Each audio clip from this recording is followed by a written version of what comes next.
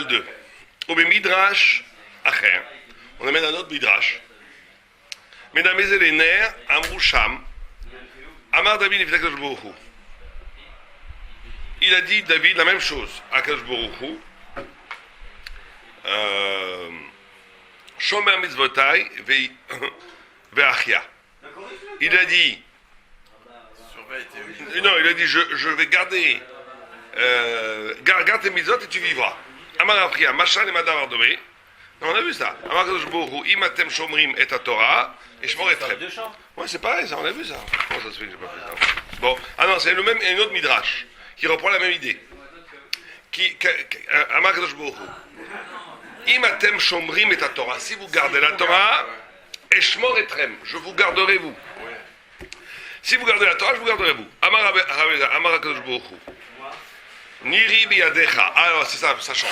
Ouais. Tu as mon air, tu as mon, comment t'appelles ça, ma bougie dans tes mains. Ah, ner, ouais. Niri biyadecha ki ner mitzvah va Torah. Oh, parce qu'on dit que la ner mitzvah, la mitzvah est comparée à une bougie. Ouais. Ki ner mitzvah va Torah. Oh, comme ça on dit. Et la Torah, c'est la lumière. C'est la différence entre les mitzvot et la Torah. C'est que les mitzvot, c'est un keli, c'est un instrument pour amener la lumière. La Torah, c'est la lumière en soi. C'est la vérité en soi, c'est pas un instrument. On s'approche, on se recule, c'est le or. C'est pas une ner. Ner, c'est un instrument qui amène la lumière. Les mitzvot, c'est un instrument qui va t'amener à la lumière de la Torah. Mais la Torah elle-même, c'est pas un instrument, c'est la lumière elle-même. Ouais. La lumière en soi. D'accord? Ok, Pirougé, Kaner Yeshloshte Prinot. Il dit, la bougie, elle a deux dimensions. Bougie, deux dimensions. Prinat Echad, Shaner, Nitla Begouf Aptila. La flamme, elle tient, elle est pendue, mais en réalité, elle tient droite dans la mèche. La Prinat Shnia Sheshbo Or, Asher Kol Or ou Bilti Gashmi. Il dit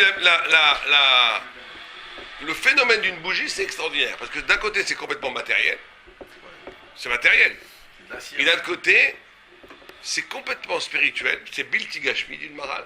Puisque la lumière, c'est quelque chose qui n'est pas... La lumière, c'est vraiment l'élément physique extrême dans l'univers qui fait le passage entre la matière et la spiritualité. C'est pas palpable, mais en même temps, c'est la physique. Parce que l'œil, c'est une réaction, non, c'est pas chimique, mais c'est physique. La flamme? Non, on parle de la lumière, pas de la flamme. La flamme, c'est matériel. Il parle de la lumière qui se dégage de la flamme. La lumière, vous savez que vous n'avez pas les physiciens, la lumière... c'est des vibrations d'atomes. Non, il n'y a pas d'atomes dans la lumière. C'est des photons. Il n'y a pas de lumière, il n'y a pas d'atomes. Les atomes sont trop lourds, ça ne fera pas de la lumière. C'est des photons. C'est comme le son, mais c'est pas la même fréquence. Le son, c'est des vibrations. Non, les sons de vibration dans l'air. Mais la lumière, c'est pas du pareil. La lumière, c'est pas du pareil. C'est des photons. Et ces photons-là, c'est quelque chose, encore par la physique, qui reste un très grand mystère. Très, très grand mystère, parce que ça n'a pas de masse, et ça existe. C'est des trucs incroyables. C'est des trucs qui n'obéissent pas à la physique classique. Mais en même temps, c'est le cœur même de la physique quantique ou de la physique d'Einstein, parce que c'est en même temps, on creuse, mais c'est un puits sans fond. La lumière, c'est incroyable. C'est la vitesse maximale, par exemple, il n'y a pas plus. Pour nous, la lumière, c'est la... limite, on va dire, c'est matériel, c'est un phénomène matériel, mais c'est un phénomène matériel qui pointe, qui est à l'extrême. C'est comme si vous aviez deux pays. Il y a une frontière. La lumière, c'est la frontière entre le spirituel et le matériel. C'est la frontière qui est du côté de la matière. Vous êtes en Égypte encore, mais vous faites encore un tout petit pas, vous êtes en Israël. La lumière, vous êtes dans la matière, mais juste après ça, c'est spirituel. On parle de deux sortes de lumière. Il y a la lumière matérielle qu'on connaît, il y a la lumière spirituelle qui... Oui, non, mais là on parle de la matérielle. Il dit la matérielle, elle a quelque chose de Bilti Gashmi. Elle n'est pas palpable, elle n'obéit pas au principe de la physique. C'est la symbolique qui est important. Elle n'obéit pas au principe de la matière. La matière, c'est lourd, ça tombe. Ça tombe pas. La matière, ça obscurcit, là, ça t'éclaircit. La matière, ça prend des formes, là, on voit la forme, ça éclaire. Ça n'obéit pas. C'est une gymnastique, la lumière, elle a une gymnastique, elle a une... comment t'appelles ça? Elle a une dynamique, ou plutôt une façon de se déplacer qui obéit au principe spirituel. Elle éclaircit, elle te donne à voir, elle t'ouvre les yeux, elle fait la paix entre les gens. Pourquoi est-ce qu'il faut allumer la lumière Shabbat par exemple? Pourquoi la raison on doit allumer 2 bougies de Shabbat?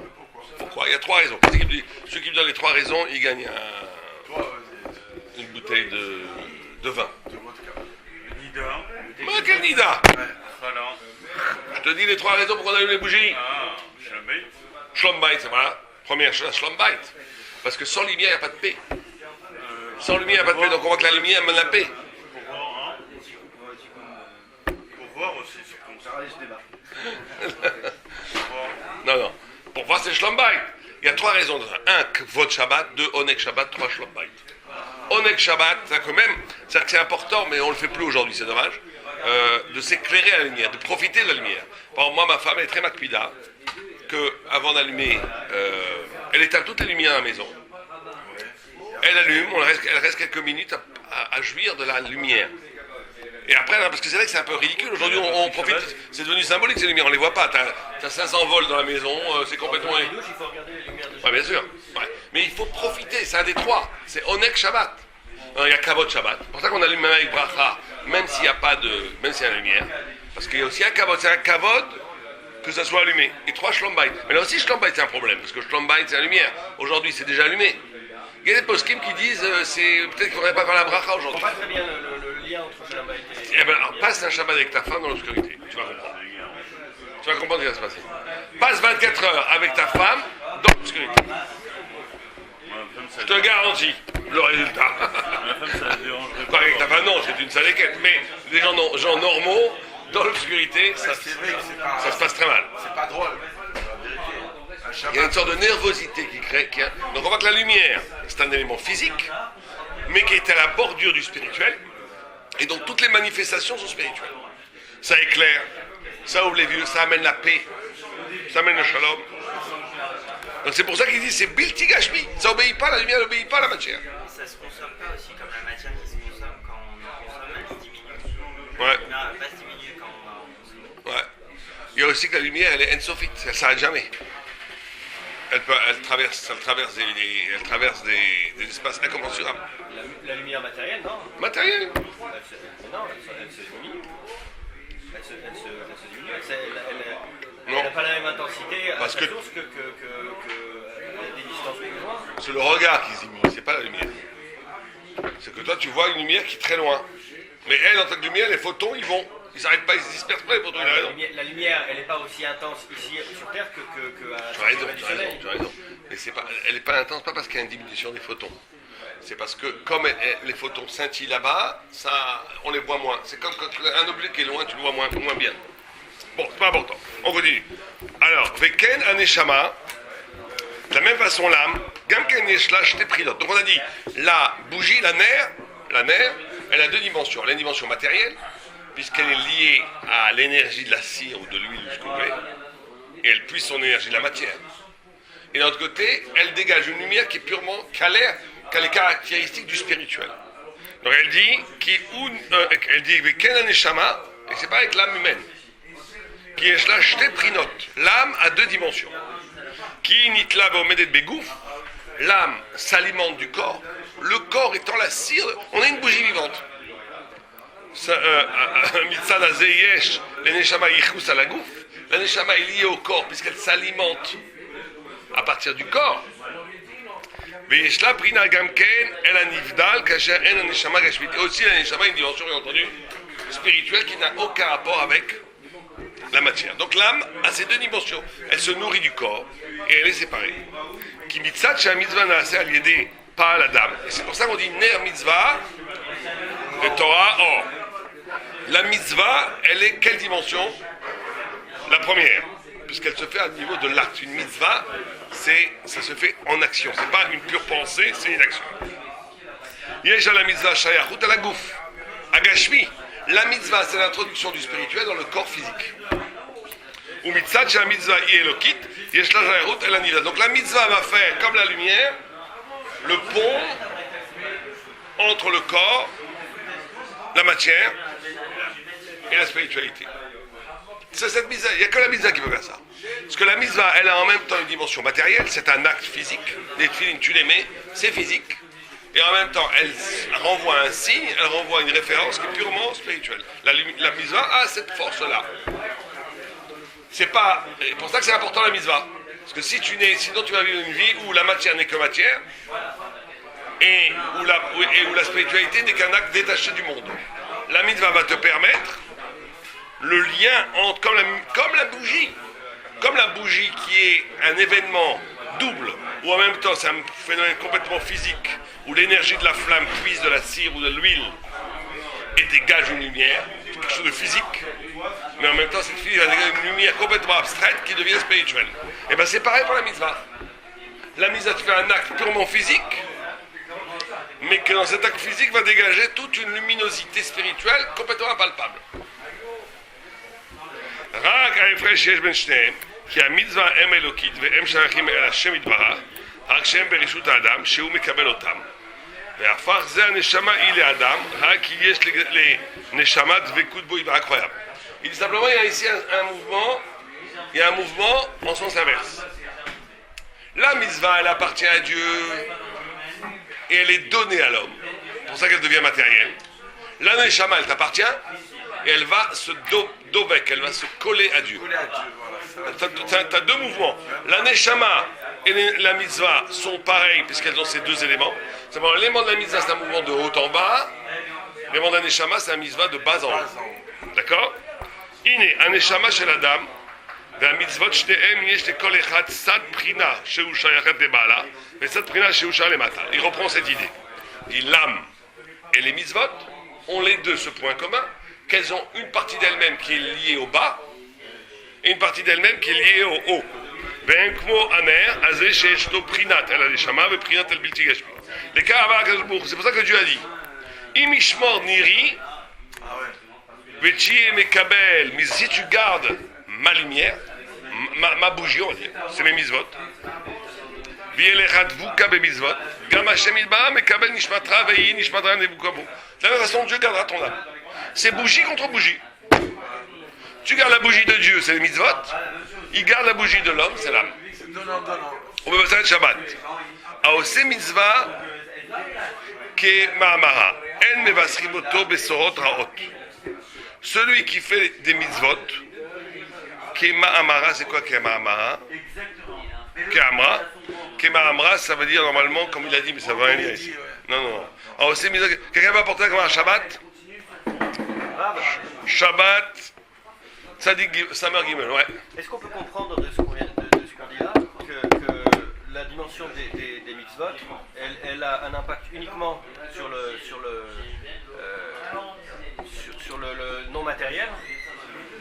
Et que... Non, au contraire. On a dit que c'était l'alliance entre le matériel et l'immatériel. Todaraba. C'est l'alliance entre les deux. Samer Gimel, voyons Samer Gimel.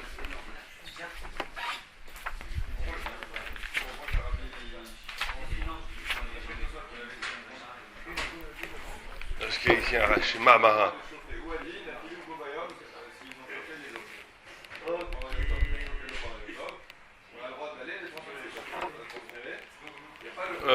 Voyons. Est-ce qu'il y a un Rashi aussi mitzvot qui est Mahamara?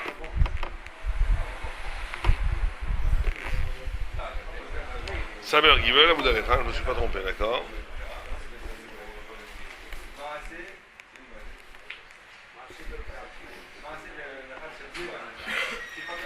Non, il n'y a pas de... Il y a Shabbat en français ici ou du tout? Il y a un dictionnaire déjà. Non, mais ça ne peut pas être un dictionnaire. C'est un mot araméen.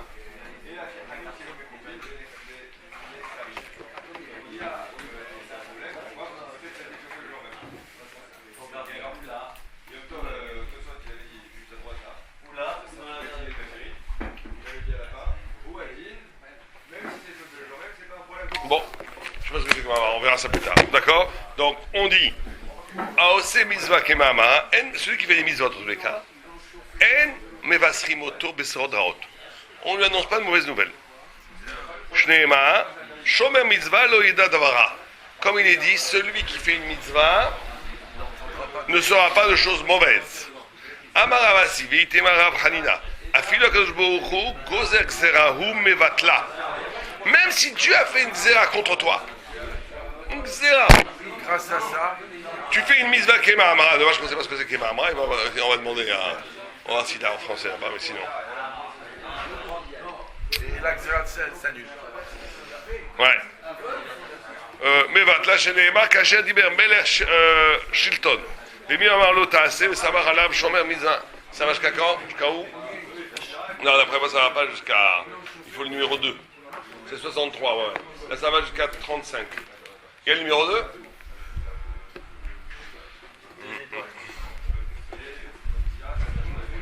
d'accord? הדבר הזה בא לומר שאין שמירה מצוות השם יתברך שאין שום בשורות רעות בעולם נודע לו כאשר דבר הזה כי בשורות רעות הם. Donc une mauvaise nouvelle, bon c'est pas grave, on s'explique et tu la Torah en gros. Kema Amra, c'est quoi Kema Amra? J'ai jamais vu ce mot là, Kema Amra, comme il a été dit.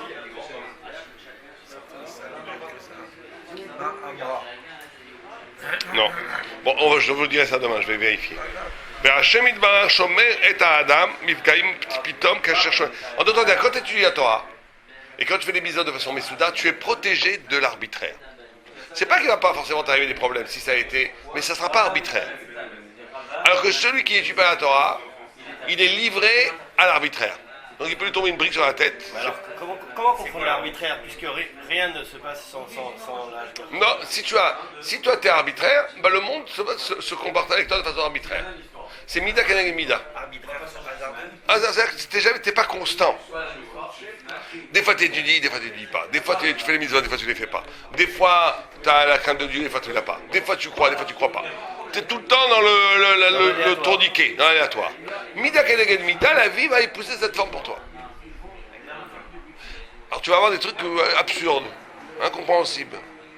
Pourquoi? Parce qu'en réalité tu as organisé un fond existentiel spirituel qui est arbitraire. Or la vie est toujours le miroir de ça. Donc c'est pareil ici. Par contre celui qui est Mahamara, peut-être ça veut dire constamment. Alors c'est ça que ça veut dire Mahamara. Bon, celui qui tue la Torah et qui fait les mitzvot de façon Constante. qui est Mahamara, peut-être, je crois que Mahamara c'est peut-être un chêne. Non. Bon, en tous les cas, celui qui fait ça, celui qui tue, c'est dommage qu'on n'ait pas le mot là. Kema Amra, parce que c'est un autre sens à tout. Ouais. Kema Amra.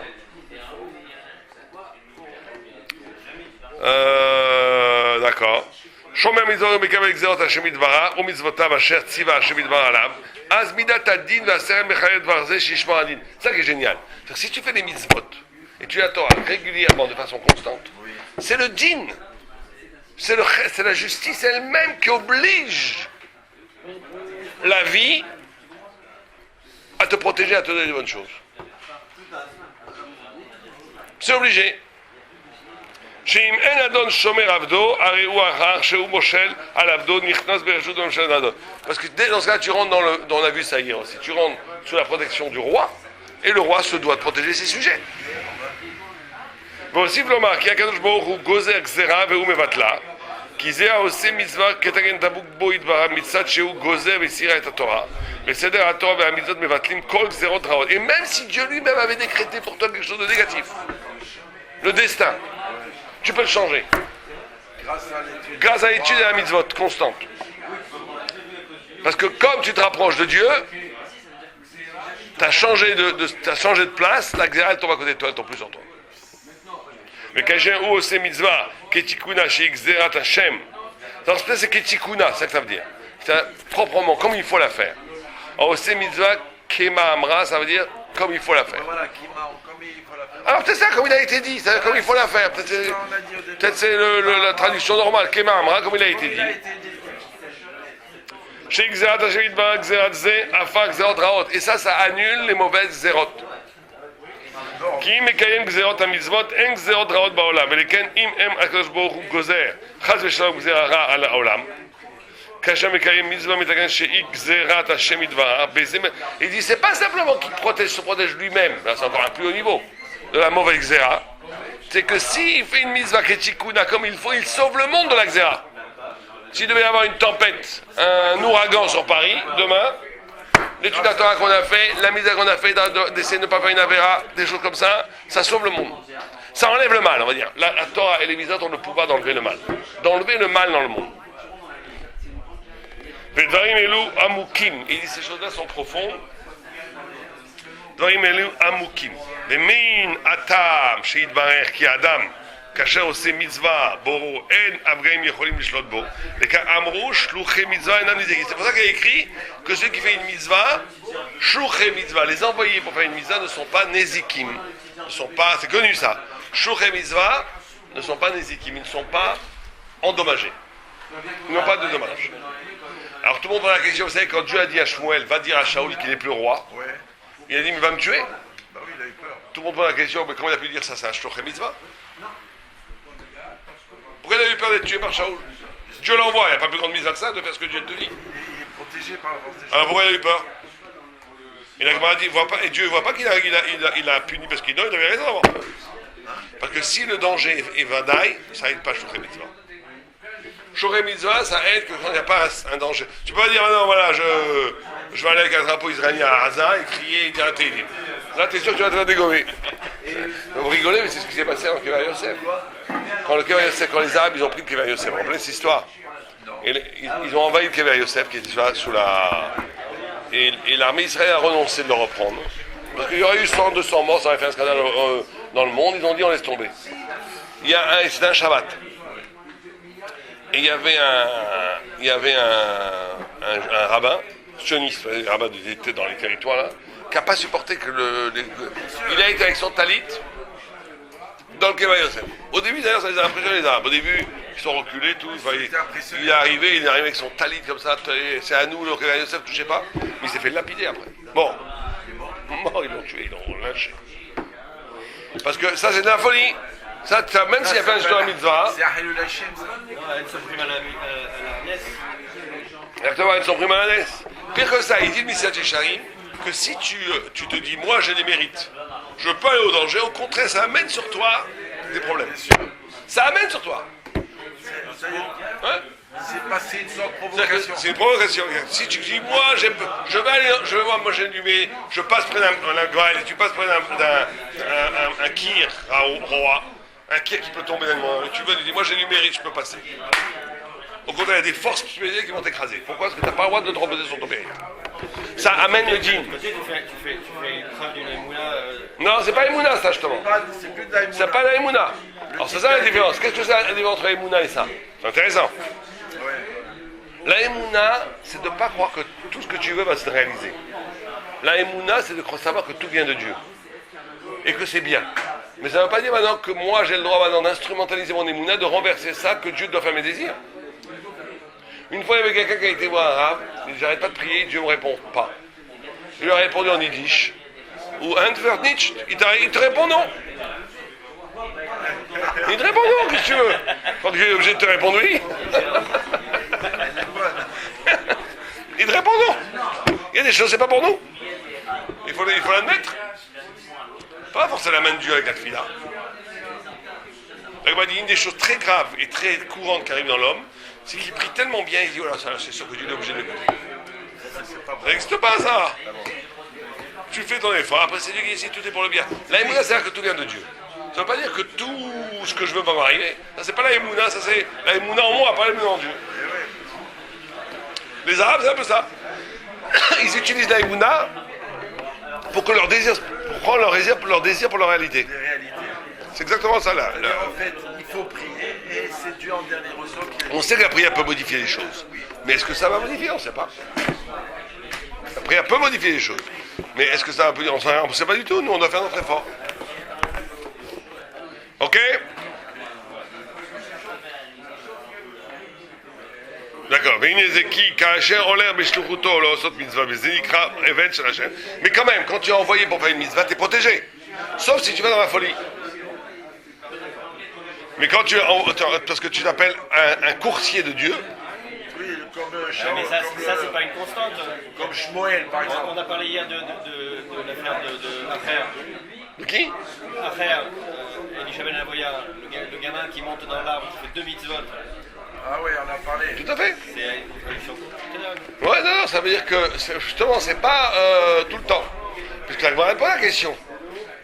Comment ça se fait qu'il est tombé? L'Agma, elle a une longue page là-bas. Il dit peut-être il pensait à des choses pas bien, ou il a fait une mitzvah. Après, l'Agma, elle dit qu'il y a des constantes, mais les constantes ne sont pas absolues. Il n'y a que Dieu qui est absolu. Ça te protège. Comme tu vas dire, voilà, la ceinture de sécurité, ça te protège. Alors tu vas me dire, il y en a 3 qui sont morts hier, ils avaient leur ceinture. C'est vrai, mais s'il n'y avait pas la ceinture, on n'avait pas 3 et 10. C'est une loi spirituelle.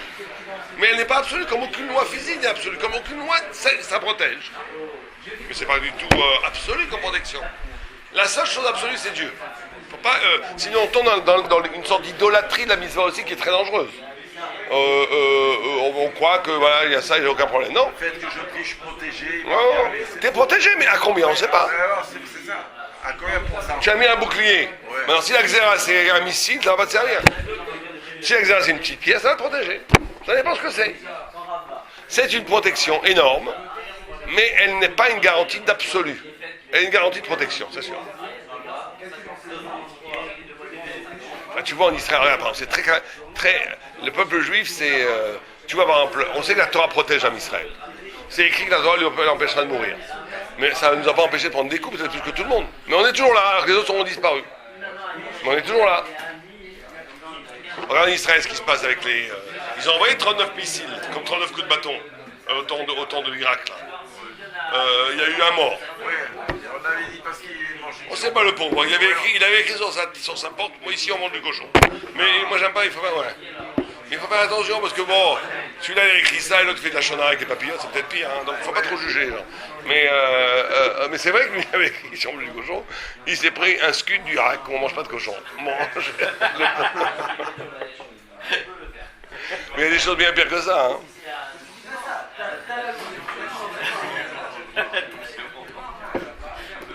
Ok, במידרש, שלח לך אנשים, דרש רב תחתובה ורבה, ילמדו רבנו. מהו לפרש לים הגדול קודם לשבת 3 ימים? Ok, là on rentre dans la halakha, on finit le chapitre. Est-ce qu'on a le droit d'aller, de prendre le bateau 3 jours avant Shabbat? Alors il écrit que non. Pourquoi? Parce que tu as le droit d'être sur un bateau Shabbat, mais tu vas avoir le mal de mer. Quand tu vas avoir le mal de mer, ça va te gâcher ton Shabbat. Donc il faut au moins plus de 3 jours pour t'habituer au mal de mer. Ah, d'accord.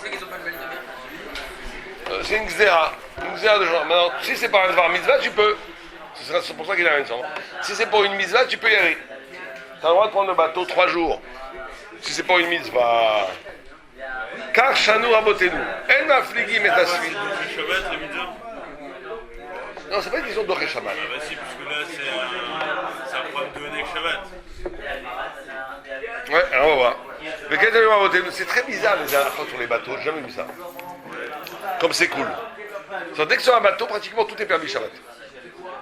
Tu peux faire des nœuds et tout, ouais. Parce que tout est considéré comme pico en effèche. Ce que j'ai pas compris, c'est comment on te permet de monter sur un bateau. Tu vas te mettre en pico en effèche qu'à faire que tu as pratiquement tout le droit de faire. Quand tu fais les halachot sur Shabbat, j'avais fait ça avec un navigateur qui avait fait tchouva. Il m'a dit c'est génial. C'est un navigateur le gars, c'était un fou de la il partait très souvent 3 mois, 4 mois à bateau, tu vois le gars. Il avait fait tchouva, il m'a dit il faut absolument vous m'enseignez les halachot. On a passé une journée, on a fait tous les halachot chez nous. Même moi j'étais étonné. C'est incroyablement méquel. Et le bateau en marche ou à l'arrêt? Non, pas en marche. On peut aller sur un bateau en marche? Ouais. Moi, j'ai pris un. Non, mais que si tu vas pour un voyage et qui commence avant. Ouais. Je te montre, t'as le droit, Shabbat. T'as le droit de mettre la poêle, faire des nœuds, si c'est considéré comme piquant des Choisir un gros bateau. on n'a aucun problème. Même un moteur? Mais ça, c'est pas toi qui le conduis. Toi, tu es sur le bateau. Le moteur, Alors, si tu es en pleine mer, tu peux faire marcher ton moteur. Si c'est dangereux d'arrêter le moteur. Tout devient piquant des fesses, donc tout devient plus ou moins permis. tout est dangereux, on te Il y a permet. une croisière. Ce que j'ai pas compris, moi, c'est comment on devrait dire alors personne va sur un bateau. Voilà, Parce que vous avez... Non, on dit les gens, ils sont obligés de prendre le bateau. même une croisière. Même une croisière. Mais alors, une croisière, t'as pas le droit de monter après mardi. T'as le droit de monter sur ton bateau avant Pour la mardi. raison qu'on vient de dire. À cause du mal de mer. Mais t'as le droit de faire une croisière de 2 mois sur un bateau, tu sais que tu vas passer Shabbat sur le bateau.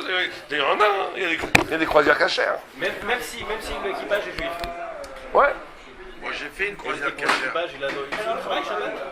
Ils ont le droit, c'est piquant des fesses. C'est ça que je te dis qui est incroyable. C'est ça que je te dis, c'est incroyable. Moi, ce que j'ai jamais compris, c'est pourquoi on permet tout.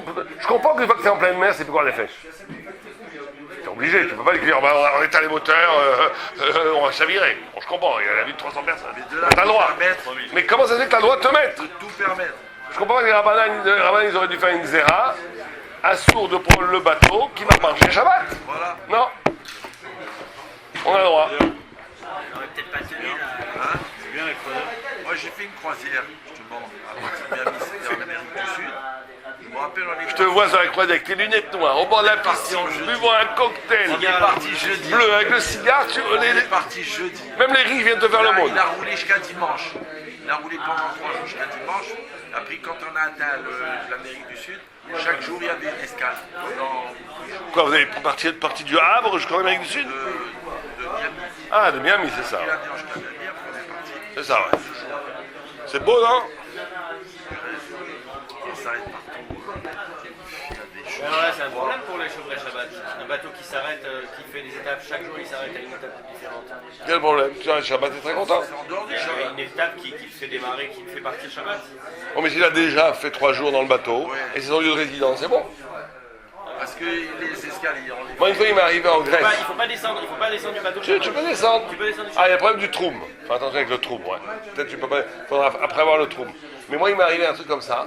Une fois, quand j'étais à Yeshiva, quand j'étais jeune, avant de me marier, je prends un bateau pour aller à Rhodus. Moi, chaque fois, quand je rentrais pour les Ben Azmanim chez mes parents, je disais à mon père, ne me prends pas un billet pour Paris, prends-moi un billet pour Rome. Et je rentrais après à pied et tout, jusqu'à Paris, c'était génial. J'ai vu des paysages, tout.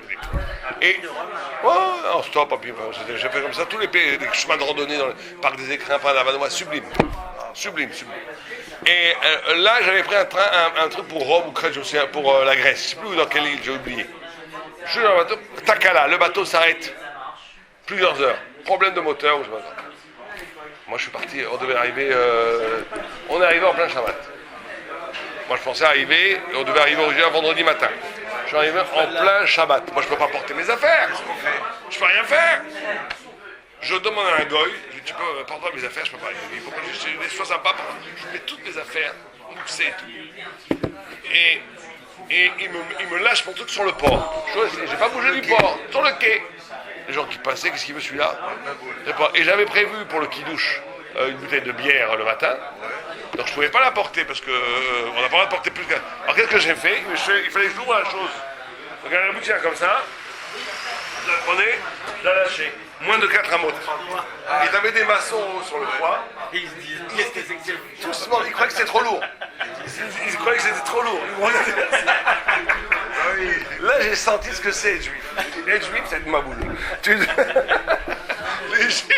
Les gens, ils te prennent pour des fous. Et après, C'est pareil, moi, pour éviter le détecteur de mouvement, une fois je passe, dans la cour, il y a un détecteur de mouvement. Il faut passer assez loin de lui, ou il faut passer bas. Donc, je marche quasiment. Non, il te voit, il te voit. Quelqu'un qui me regarde par la fenêtre. Qu'est-ce qu'il fait? Ah non, c'est pour ça que les gars, ils prennent pour des tarés. C'est des fous furieux. C'est comme ça. Baruch Hashem, je te donne un goy. On est exceptionnel. Et après, j'ai attendu le soir. C'était des Shabbats qui finissaient à 11h du soir. Vous êtes resté sur le quai tout Shabbat? Tout ça, c'était l'horreur. Le pire des Shabbats de ma vie. Et après, j'ai attendu jusqu'à 11h du soir. Après 11h du soir, la libération. J'ai pris mon sac à dos, je suis reparti. Mais moi, j'ai dit, je peux écrire un livre sur ces histoires. Puis vendredi jusqu'à samedi soir. Vous avez prié sur place? Tout, bien sûr. Non, je vais arriver samedi, Shabbat matin. Shabbat, ouais. J'ai pris Shabbat matin là-bas. J'ai rêvé Shabbat, il a pas. Oui, j'avais à manger. Ah, moi, je te dis pas d'histoire de fou. Il m'est arrivé des histoires de fou. Dans ces voyages-là, des histoires. C'est beau, hein? Une fois, j'étais juste avant Shabbat. Je faisais du stop, c'était en France, déjà. J'étais arrivé dans le sud de la France. Je demande à quelqu'un que j'ai besoin d'un endroit pour 24 heures. Il me dit pas de problème, c'était soit des affreux gauchistes hippies qui étaient revenus à la nature, genre à la ferme, pas des affreux jours. Je détestais les bonhommes. Soi-disant sympas, c'était des gens affreux. Et ils m'invitent à dormir. Ils me donnent d'abord la grange, tu vois, les gens. Ils avaient une super baraque, ils me fait dormir dans la grange avec les bêtes. Déjà pas très sympa. Mais bon, au moins, ils m'ont donné quelque chose de dormir. Et alors ça, je dis, moi je suis végétarien, je leur expliquais pas les trucs. Je suis végétarien, je peux rien manger, j'ai ma nourriture et tout. Bon. Non, je mange pas, je mange pas ce qui est cuit. Enfin, je leur fais une histoire qui me fiche la paix, surtout qu'ils ne me fassent pas manger leur truc. Et tout d'un coup, je commence à faire le kidouche. Mais je voulais pas qu'ils voient le gars, je fais le kidouche très rapidement. Et le gars, il m'adresse la parole. Et je lui réponds pas parce que je fais le kidouche. Je commence à dire, écoutez, je vous invite chez moi pour me répondre quand je vous parle.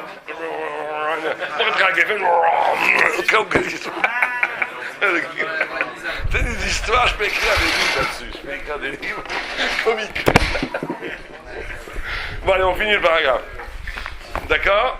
וכן שתי רבותי דואר והפליגים את המסמסת ליום הגדול 3 ימים קודם לשבת בזמן שהוא רוצה ללכת למקום רחוק אבל אם מבקש לפרוש כגון מצוא לצידון מותר לא לפרוש אפילו בערב שבת. Donc si c'est un truc qui est rapide, t'as le droit de prendre le bateau ערב שבת. Si c'est pour passer un long moment, t'as pas le droit.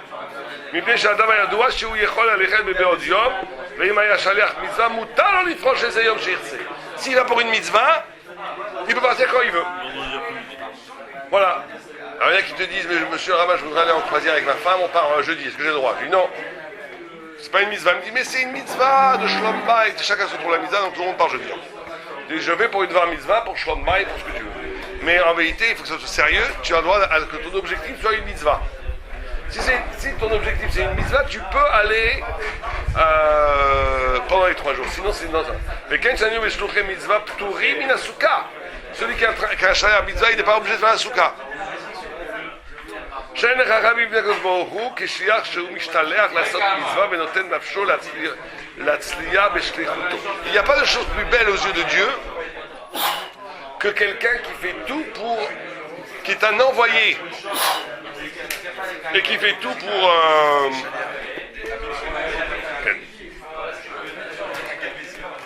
ובמדרש הזה באו לבאר שאין לך דבר יותר כמו זה אבל מי שהוא שליח לדבר מצווה הוא הולך ומתנדב על עבודת השם. Ouais.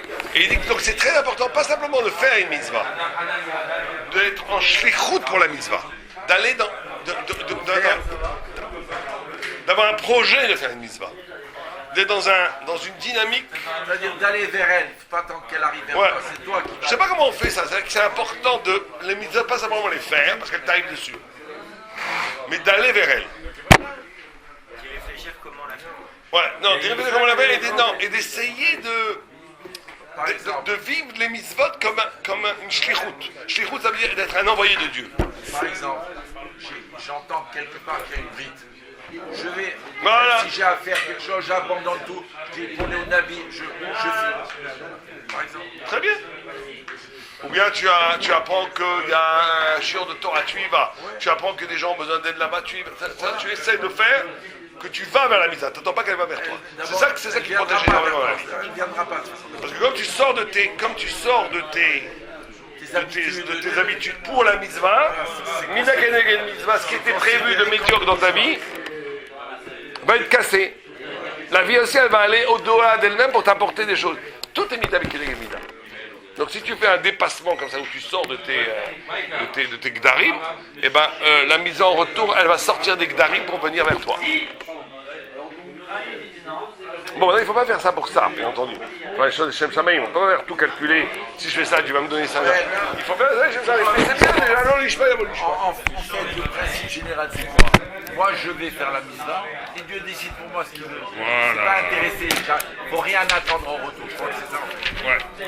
Ouais, il nous reste 2 pages, pour finir Avoda. Pour finir Torah. On a fini tout Torah, si tu veux.